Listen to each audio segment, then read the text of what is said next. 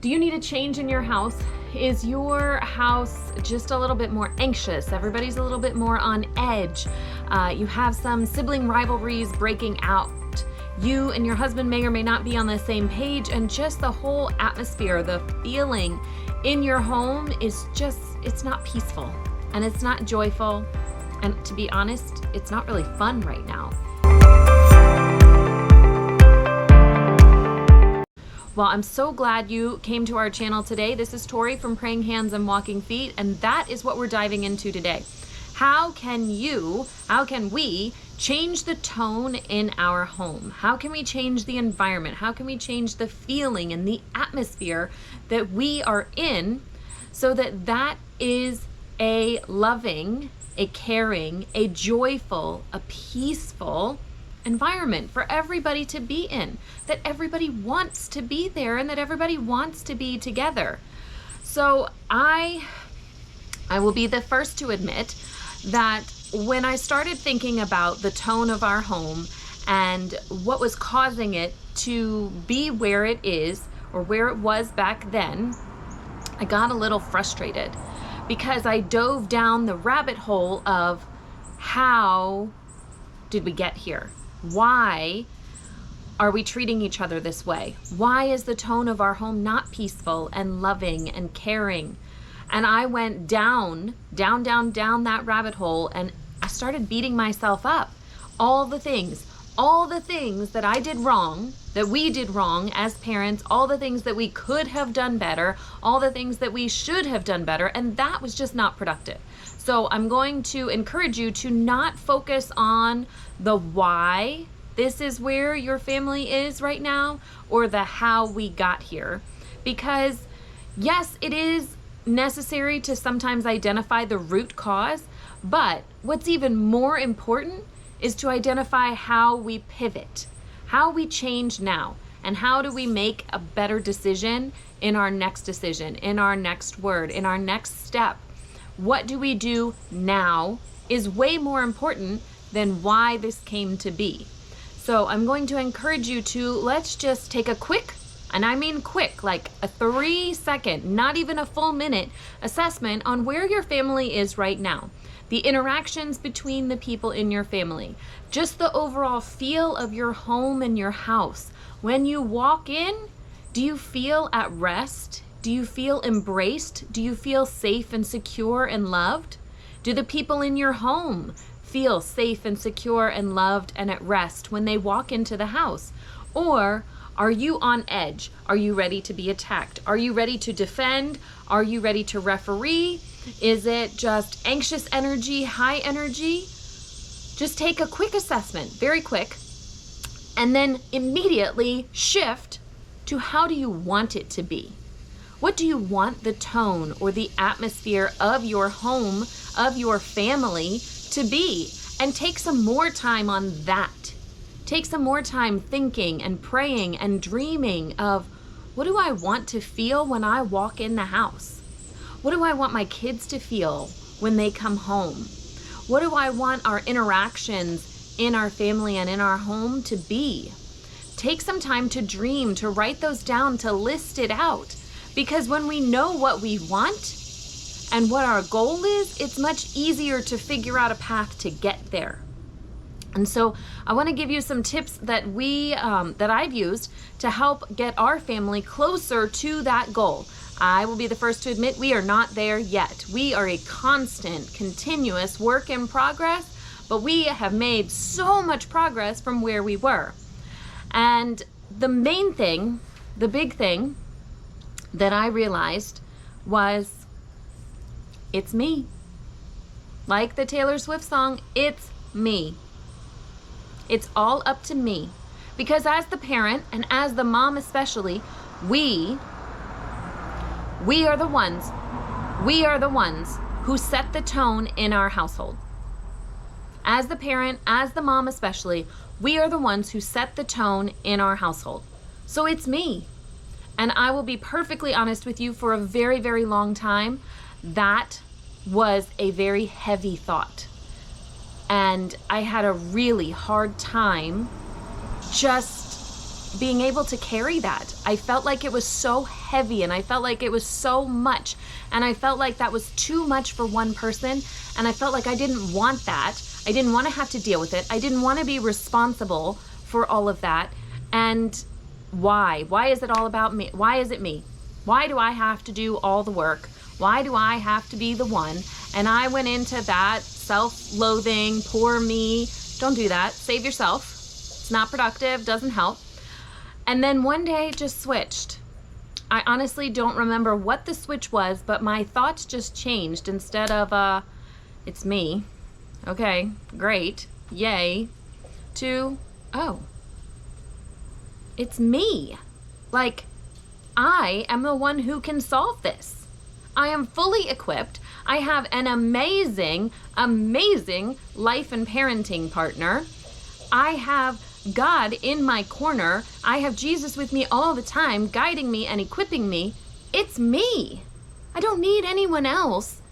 I don't need anyone else. I don't need to go search out this. I don't need to research this. I don't need to do anything. It's me.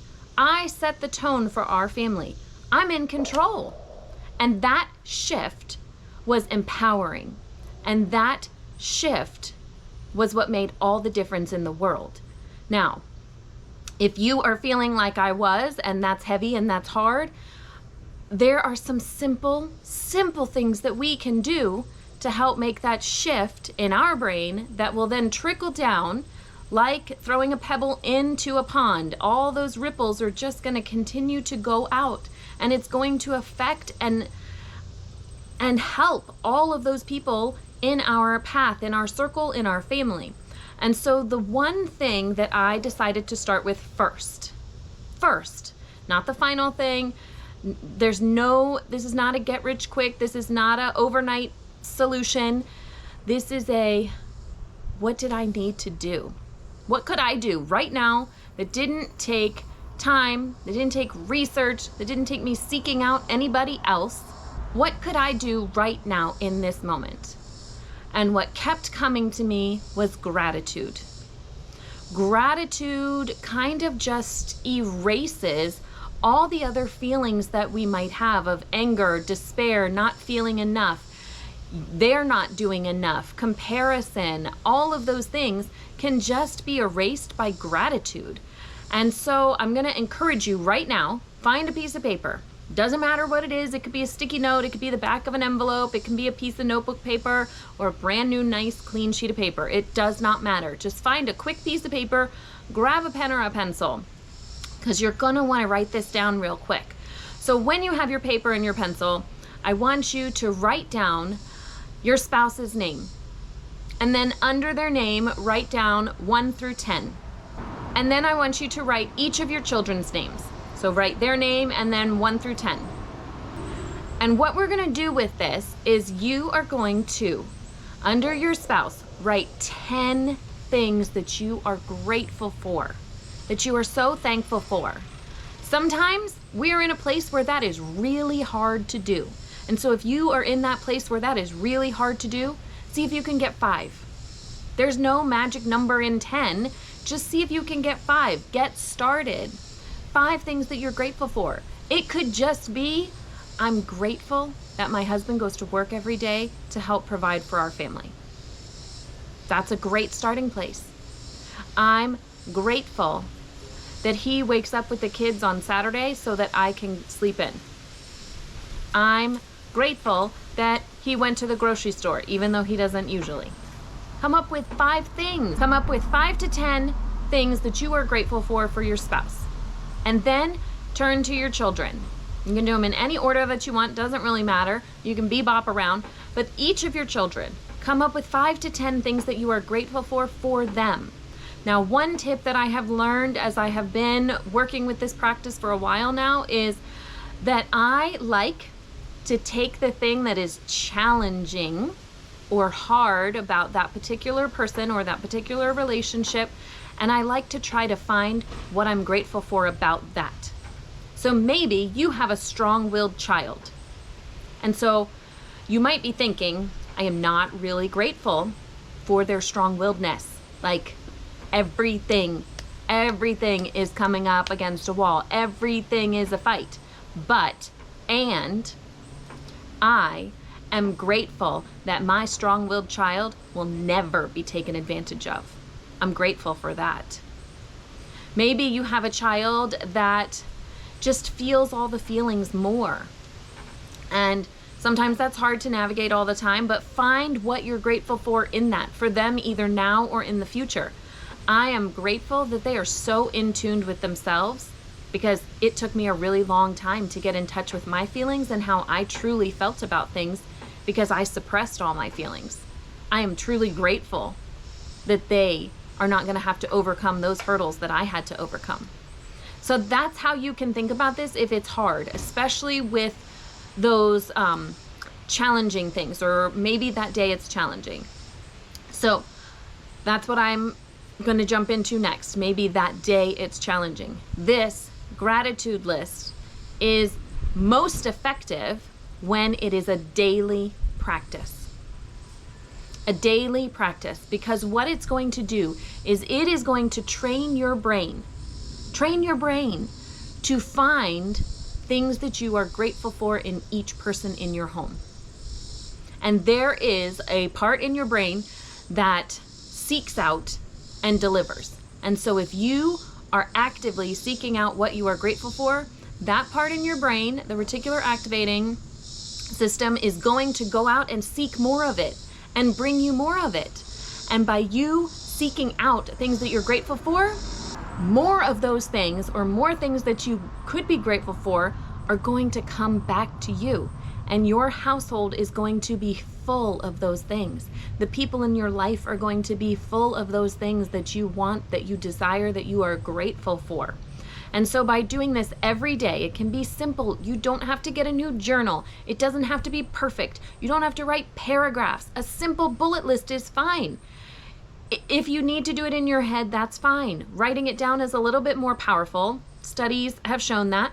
But if you just do it in your head and that works and it is making a change, then do that. Just take the next best step for you. But every day, think about 5 to 10 things you're grateful for your husband, 5 to 10 things you're grateful for each of your children. And then continuously do that every day, whether you choose to do it in the morning and start your day off right, or you choose to do it in the evening so that you have a peaceful way to go to sleep. I don't know if that really matters. You have to figure that out for you, what works best for you and makes the most difference.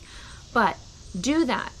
Now, if you've listened to any self-help or anything like that, you might have heard that 21 days creates a habit, okay? But it's really 66 days to create a change. So if you're wanting to create a change, don't give up. Mark off on your calendar, okay, when is 21 days? And let me check in.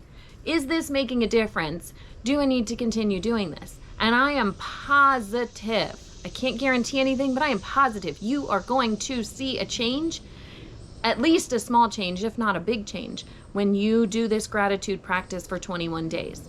And then continue on for 66 days. Mark that off on your calendar. When are you going to check in? This is now a change. You have now shifted and changed the tone and the atmosphere of your home to be closer to your vision or your dream for your family. You might not have reached it, because honestly, I feel like I don't ever reach it, because I might just keep expanding that dream as I continue on the path, but you will be much closer to that dream. So, gratitude list, 5 to 10 things about each person in your family every day will change the tone in your family, change the tone in your home. Create a vision in your mind of what you want to achieve, what you want your family to be, how you want those reactions to be, how you want those interactions, how you want just people to feel when they walk in their home. And then you get to do the work. And that work is the gratitude list. I will be thinking about you and praying for you that this is a great shift for you. Please check back in the comments. Please subscribe and share this video with anyone who you think or who you have heard. Maybe you've talked with some other moms or some other family members who are just like, I just don't even want to go home, it's crazy. Share this with them. Maybe this will bless and help them. So that's what it's all about, passing on all of these tips and tricks that we have learned to use, the skills and tools that God has equipped us with to make our lives more peaceful, more enjoyable, more loving, and more kind. See you next time.